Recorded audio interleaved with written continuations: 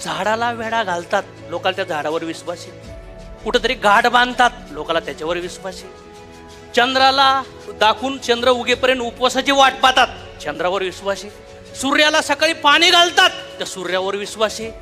चंद्रावर विश्वास, ताऱ्यावर विश्वास, सगळ्या दुनियेवर विश्वास आहे. एका कासवाची अंगठी घातल्यावर पैसे येतात, बापरे, कासवाच्या अंगठीवर विश्वास आहे. 2-4 काळा पिवळा गोरा धागा बांधतो, त्याच्यावर विश्वास आहे.